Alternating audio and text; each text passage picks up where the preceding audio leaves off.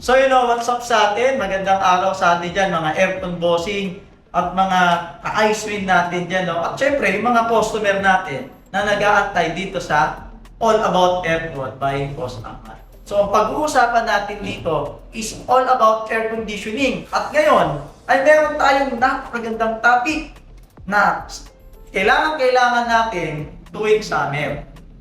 So ano nga ba yun? Tara, abangan natin. Meron kasing nagtanong sa atin, mga bossing natin dyan, no? Ang sabi ng isang customer, ano ba yung mga features ng aircon na kailangan naming piliin? At meron pang isang nagtanong, no? Ano ba yung mga features ng aircon na ipinupush palagi ng salesperson na hindi mo naman talaga kailangan? O ibig sabihin nung nagtanong na yun, hindi mo naman talaga totally priority, pero pinupush nila ng pinupush. So yan ang pag-uusapan natin ngayong araw. Let's go!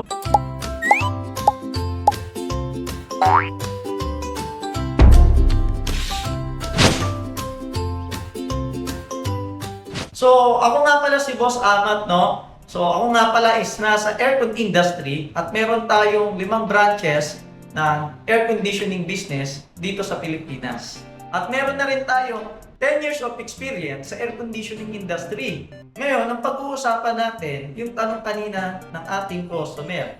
Ano nga ba yun? Yung tanong niya na, ano ba yung mga features ng aircon na laging pinupush ng salesperson na hindi mo naman totally kailangan? Ayan ang pag-uusapan natin. So, hindi ako bayad dito ha. So, ito is base sa experience namin sa air conditioning. So, isi-share natin sa mga customer natin dahil importante na malaman nyo ito. Lalo na pag first time buyer kayo na aircon. Kung bibili kayo ng aircon. Usually yan kasi kadalasan na tinatanong sa atin. Kasi ang air conditioning is an investment din, no? Pag bumili ka ng isang air conditioning, kunwari first time mo lang, no? Gagamitin mo yan ng 5 hanggang 10 taon. So hindi siya basta-basta. Tapos yung halaga niya, diba? Hindi naman yan 100 pesos, 500 pesos. So ang halaga niyan is nasa libo rin, 23,000, 50,000, 100,000. Kaya dapat sinusulit talaga natin at aalamin talaga natin kung tama nga ba yung aircon na bibili natin dun sa kanya-kanya nating bahay. Disclaimer muna, no? Hindi ko sinasabi na pag nakabili kayo ng aircon at may ganitong feature, hindi na siya totoo. Ibig sabihin lang po natin dito, hindi naman siya ganun ka-priority. At hindi ko rin sinasabi dito na yung nagbenta sa inyo ay in-scam kayo o naloko kayo, no? Kasi syempre, may kanya-kanya silang trabaho. Kunwari, salesperson, alam naman natin, pag nakabenta ng air conditioning yan, pag mas mataas ang presyo ng nabenta niyan, kadalasan, mas mataas din yung magiging komisyon niya. So wala po silang kasalanan dito ha, disclaimer na. Pero, para sa mga nagtatanong sa atin ng mga customer, no, sasagutin natin yan. So ano nga ba yung una ng features ng air conditioning na laging pinupush ng salesperson o ng company o ng brand na totally hindi naman talaga priority o hindi naman talaga kailangan? Susulat natin dito yung unang features ng aircon. Features of aircon na para sa atin, no, o sa karamihan, alam ng mga technician na hindi naman totally talaga kailangan. Initially, lalo kung nagsisimula kang bibili lang ng air conditioning at gusto mo mapalamig. Ang unang features ng aircon, yung tinatawag nating air purifier. Air purifier ng aircon, no? Bakit ba sinabi natin ito yung features na hindi naman totally kailangan? Hindi natin sinabi na hindi ito epektibo ha. Effective po yan. Pero kung first time buyer ka ng air conditioning, no? At gusto mo mapalamig lang yung kwarto, ipupush ka dito ng salesperson na para bilhin itong air conditioning na to. Okay lang po yan. Pero ano nga ba ang katotohanan sa likod nito? Yung built-in air purifier ng air conditioning, napakaliit lang po niyan. Nakalagay po siya dun sa filter, maliit lang po siya na ginagamit natin na pang air purifier. Pero, hindi ito kasi talaga totally nakakatanggal ng mga toxic sa kwarto. o hindi niya talaga na-purify yung lahat, no? Lahat ng dumi o yung toxic bacteria dito sa loob ng kwarto, kung built-in air purifier, kung merong built-in air purifier ang isang aircon, no? So, bakit natin nilagay ito? Dahil, no? Dahil dito sa features na to ng aircon, tumataas yung value ng aircon. Ito yung mga tinatawag ng nasa premium series, no? May mga brand na ganito, hindi na tayo magbabanggit ng brand, no? So, may mga aircon na ganito na merong built-in air purifier. So, lagi mo itong maririnig dun sa mga salesperson, no? Sasabihin nila, bossing, merong built-in air purifier yung aircon na yan. Mas maganda to kaysa dun sa isa. Tama naman, pero yung presyo, sobrang taas ng presyo. At sabi ko nga kanina, kung ang target mo talaga ay mapalamig lang yung bahay at hindi mo naman talaga kailangan ng extra features na ganito, better na huwag kayong kumuha na ito at sabihin ng salesperson na bilihin nyo to. Dahil iba nga po yung presyo nito, mas mahal po talaga. No? Pero hindi ibig sabihin hindi ito hindi ito effective. Effective po yan. Pero itong suggestion namin. No? Kung gusto nyo naman pala, malinis yung kwarto, matanggal yung bacteria, yung mga moist, yung mga molds sa loob ng kwarto natin, yung hangin natin, may air purifier. Meron po talaga na separate na air purifier na mas malaki po dyan. No, ito kasi mga built-in, sobrang liit lang din po yung napipilter niya o napipurify.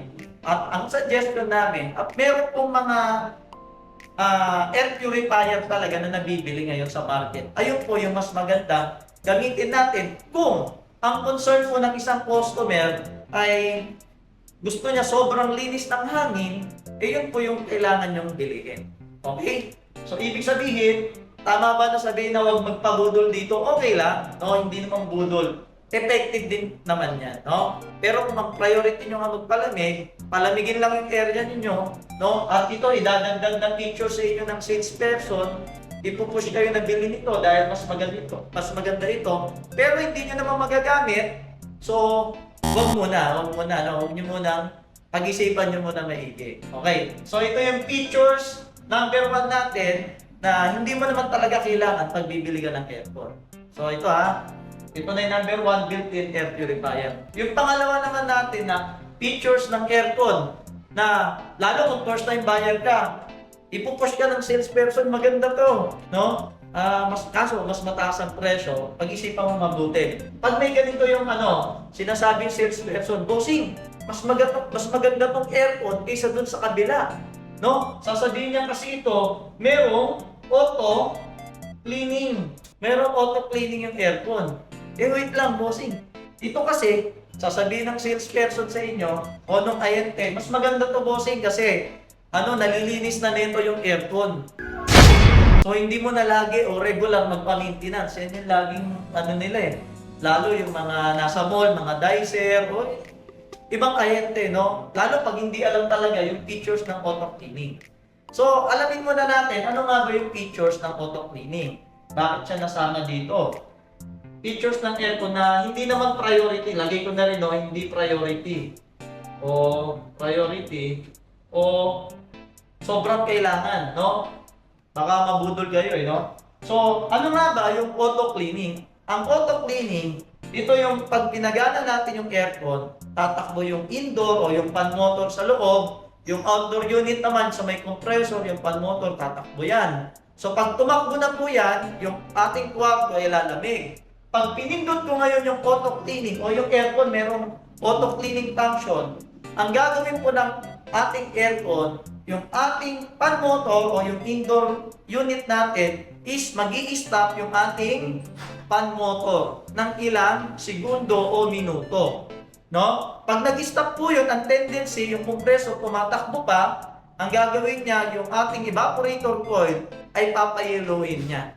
No? Pag nag-yellow po yung ating evaporator coil, ibig sabihin nagkakaroon ng ice build-up. Pag pumasok na sa corresponding na oras na kailangan ng yellow na yung ating evaporator coil, no? Bigla nang tatakbo naman yung ating fan motor. Ngayon, tutunawin niya ngayon yung yellow dun sa evaporator coil. Tapos, ang sabi ng eksperto dun, no? Yung mga dumi sa ating evaporator po, yung molds o bacteria, bababa kasama nung natunaw na yelo. Tapos papalabas na po siya. So yun po yung ibig sabihin ng auto-cleaning. Kailangan na ba yan? Pagka ganyan ba, hindi na kailangan i-maintenance ng mga technician? Hindi po pwede, no? Kailangan pa rin talaga i-regular maintenance ng mga professional technician yung ating aircon kahit na merong auto-cleaning. No? Kaya nga sinasabi natin dito, ito yung mga hindi priority na features ng aircon pag nagbebenta sa inyo ng salesperson. No? Ito, auto-cleaning. Bakit? Kailangan pa rin kasi talagang linisan yung aircon.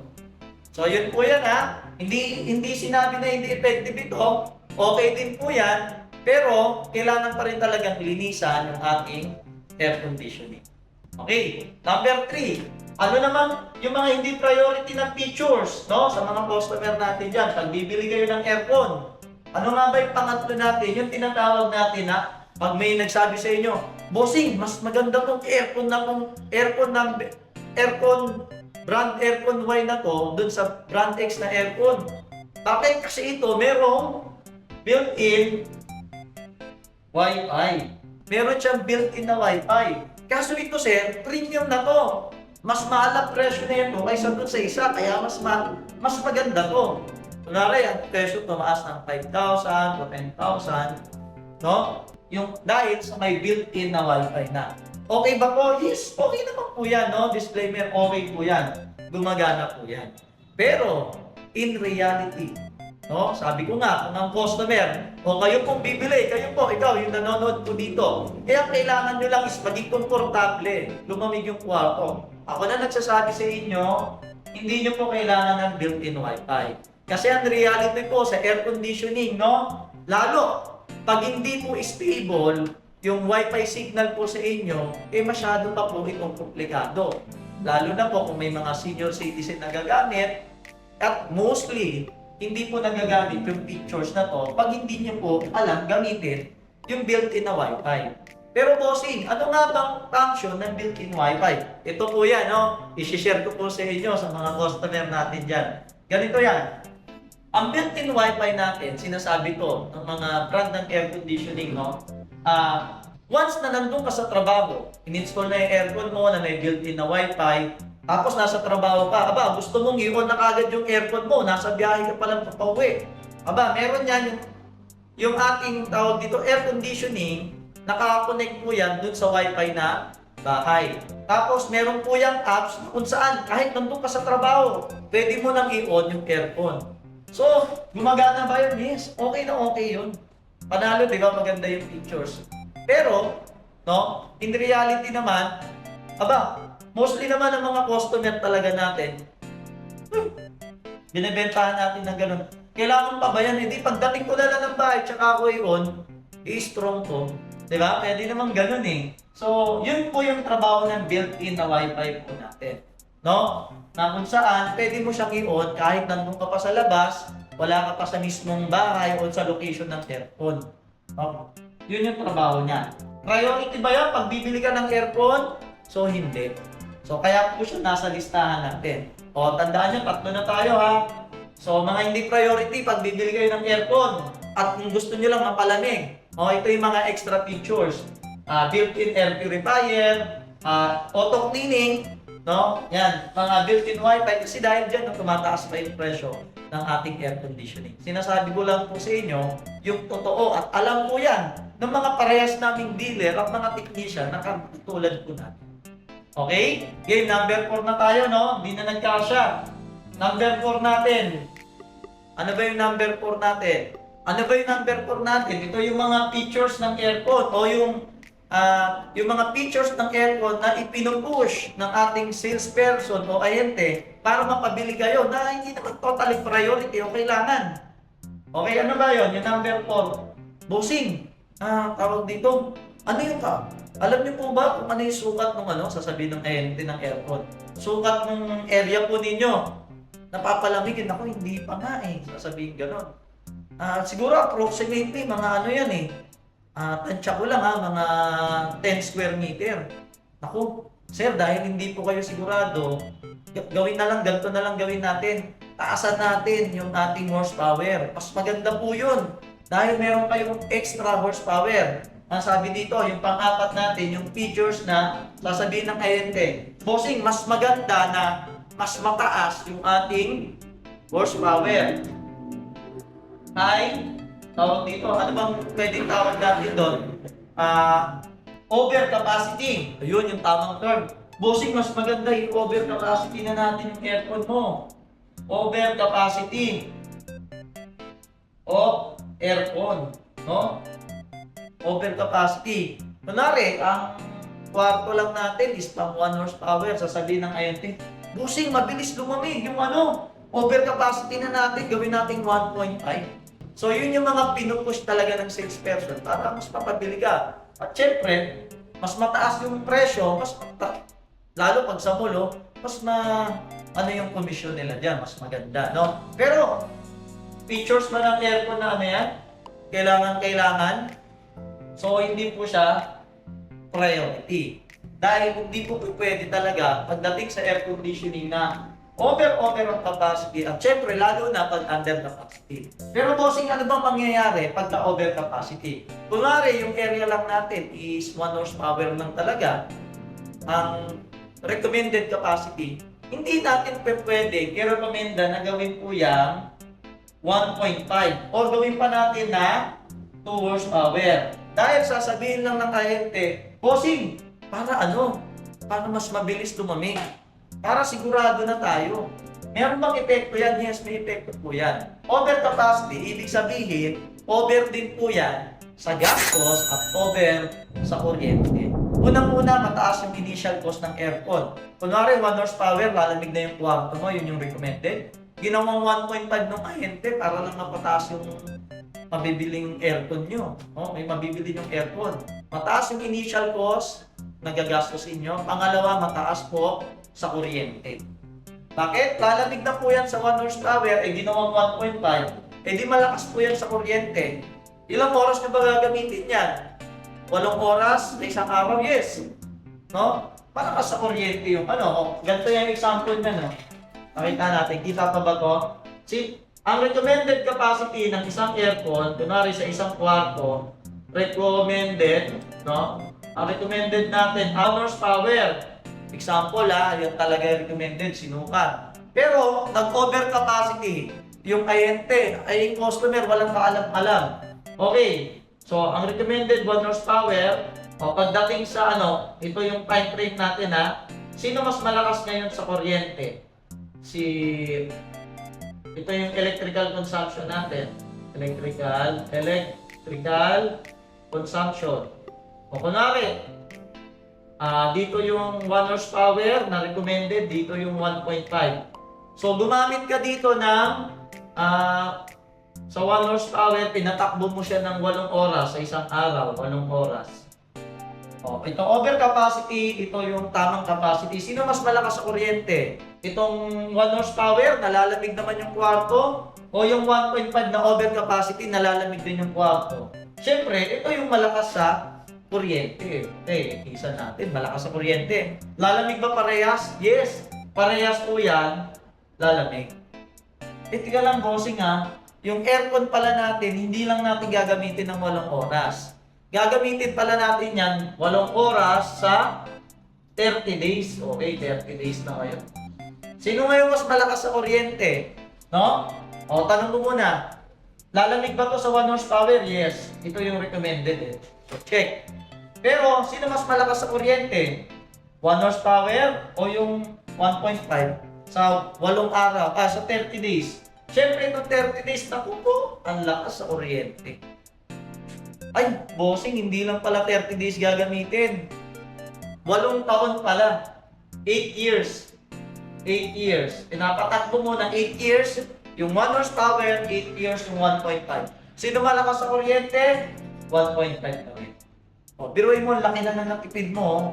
Kung sinunod mo yung tamang capacity ng aircon. So, wag agad-agad maniniwala Kasi bossing, okay lang yung overcapacity, hindi. No? Hindi po sa rules ng air conditioning. Hindi po pwedeng overcapacity at hindi rin po pwedeng under capacity. Dahil parehas po yan may epekto. Ano rules dito? Dapat walang labis, walang kulang. Kaya po, nagpro-provide talaga dapat tayo na aircon survey. Pinapasukat po yan. Sa susunod, itatopic natin kung paano mag-compute ng aircon survey. O yung tinatawag natin, pang-compute natin ng heat load calculation. Okay? Tatopic natin yan next time. Okay, so yun po yung apat na features na hindi naman talaga priority pag binibentahan kayo, air purifier, auto cleaning, built-in wifi. Pagka sabihin na overcapacity, okay lang, hindi okay yun. Okay? So yun sa mga natin dyan, sa mga bossing natin, sa mga customer natin dyan, bago natin banggitin yung panglima, hihingi lang po kami, kung gusto nyo po itong video na to, just follow. Click follow lang o like and subscribe po yung ating YouTube channel kung gusto nyo yung mga ganitong topic. Marami tayong itatopic pagdating sa air conditioning dito sa All About Aircon by Boss Amat. Okay? So, pa-comment na lang kung ano yung mga gusto nyong i-next na i-topic natin. Itatopic natin yan, pati mga technical natin, itatopic at ituturo natin dyan sa mga customer natin. Okay? Shoutout sa atin lang. So, balik tayo sa topic natin. Ano ba yung mga features ng aircon na hindi priority pag binibentahan ka? Number 5, yung ating tinatawag na number 5 na tayo. Purahin ko na to Kita pa ba to sa video? Okay? So, number 5, bossing. Ito number 5 na features ng aircon na hindi naman talaga priority.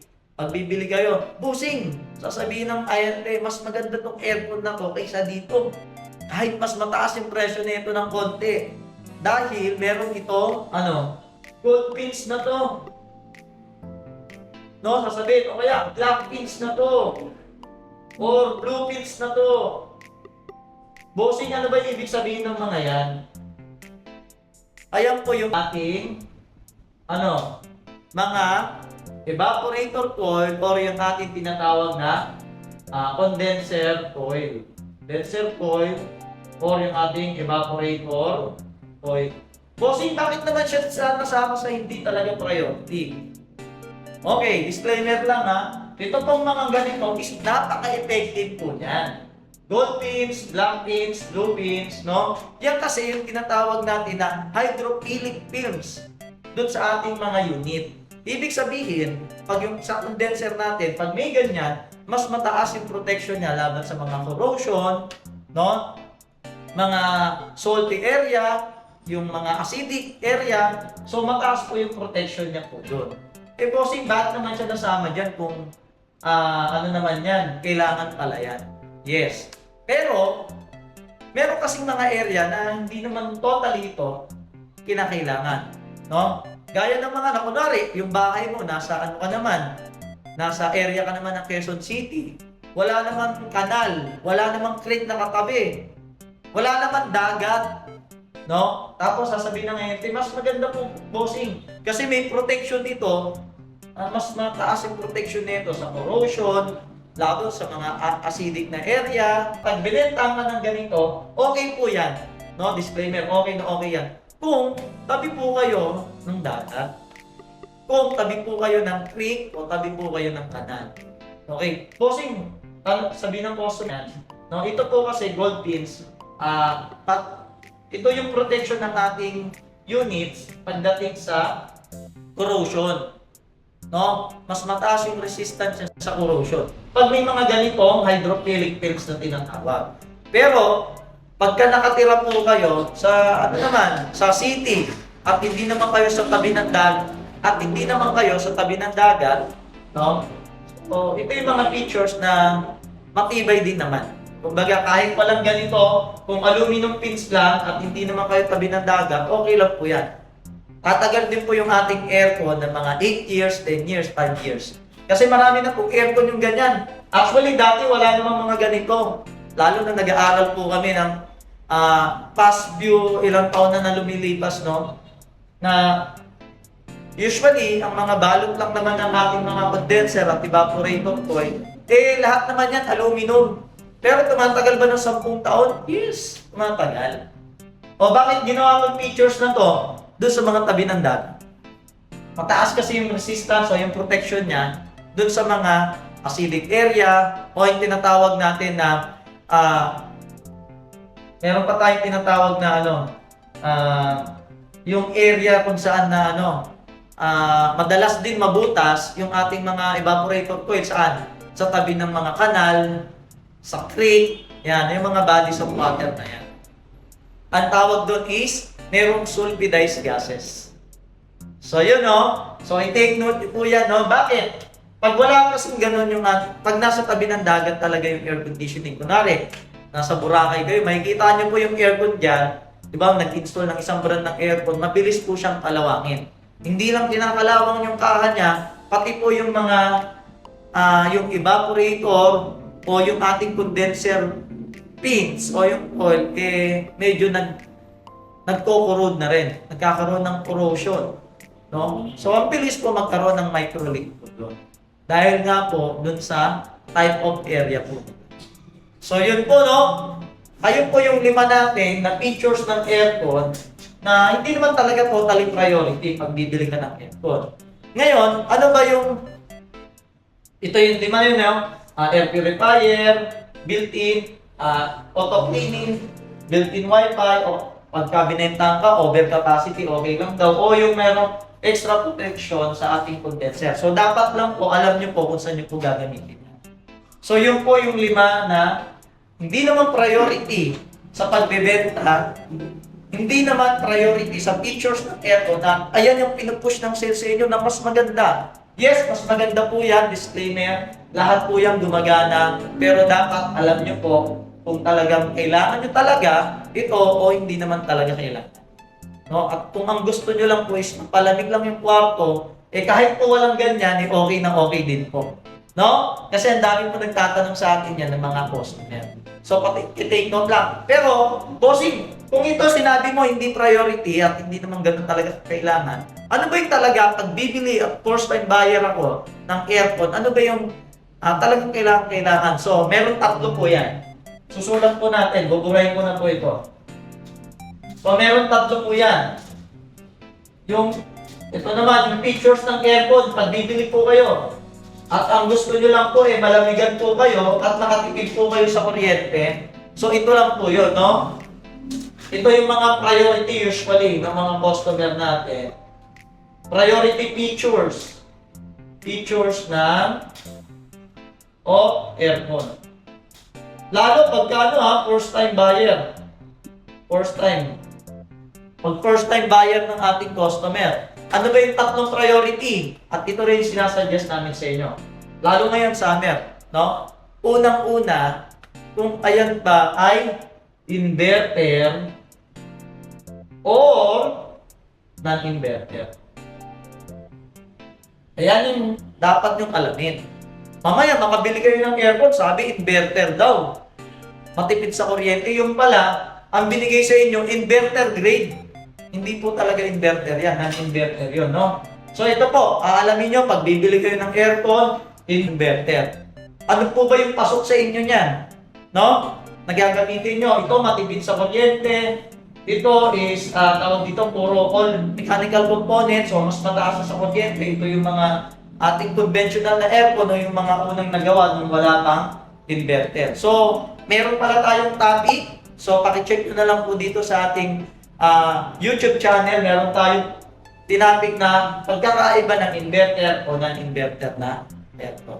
Okay, ito yung number 1 na priority natin Alamin, inverter ba yung bibili nyo o non-inverter? Bakit? Mas matipid po sa kuryente yung inverter technology. Okay? Okay. So ito po yung pangalawa, Ito yung pangalawa.